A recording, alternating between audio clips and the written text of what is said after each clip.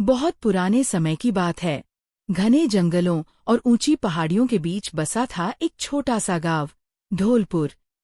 गांव छोटा था, लेकिन लोगों का दिल बड़ा था। वे एक दूसरे के सुख दुख में साथ खड़े रहते थे। गांव के बीचों बीच एक विशाल बरगद का पेड़ था।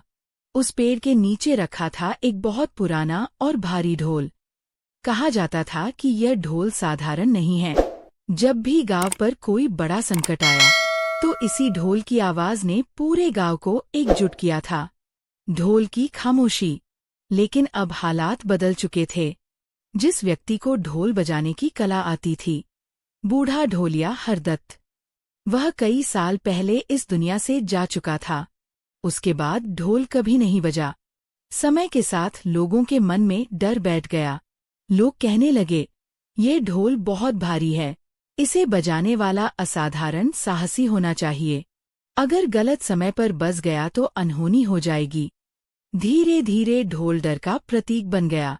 इसी गांव में रहता था केशव, लगभग 17-18 साल का, साधारण कदकाठी, हमेशा शांत रहने वाला लड़का।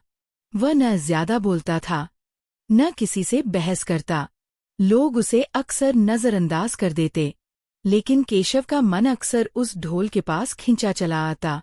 शाम के समय वह बरगद के नीचे बैठता, ढोल की सूखी चमड़ी को ध्यान से देखता, उस पर जमी धूल साफ करता। उसे लगता जैसे ढोल उससे कुछ कहना चाहता हो। गांव वाले हंसते, अरे, ये लड़का ढोल के पास क्यों बैठा रहता है? यह क्या बजाएगा? खुद ही डरपोक है।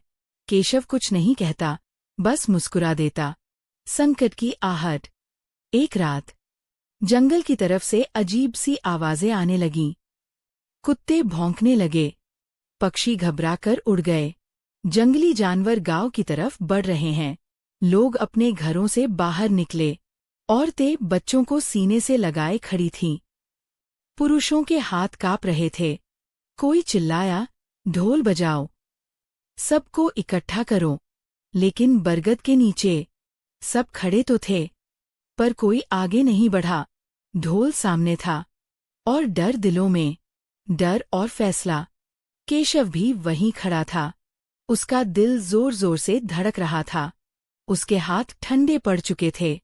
उसके मन में सवाल उठे, अगर मैं असफल हो गया तो? अगर लोग हंसेंगे तो? अगर कुछ गलत हो गया तो? लेकिन तभी उसे गांव के बच्चों का चेहरा याद आया। उसे अपनी माँ याद आई। उसे ढोल की खामोशी चुभने लगी। उसने धीरे से एक कदम आगे बढ़ाया। किसी ने कहा, रुक जा केशव, यह काम तेरे बस का नहीं। केशव रुका नहीं। खामोशी टूटती है। वह ढोल के सामने खड़ा हुआ, डंडा उठाया। हाथ कांप रहे थे, लेकिन इरादा मजबूत था। उसने आंखें बंद की और पूरी ताकत से ढोल पर वार किया। धम, धम, धम। ढोल की आवाज जैसे बरसों की खामोशी तोड़कर जंगल में गूंज उठी। आवाज इतनी तेज थी कि पूरा गांव जाग उठा। एकता की शक्ति। ढोल की आवाज सुनते ही लोगों का डर टूटने लगा। मशालें जलीं। लोग एक दूसरे के पास आए। शोर बढ़ा।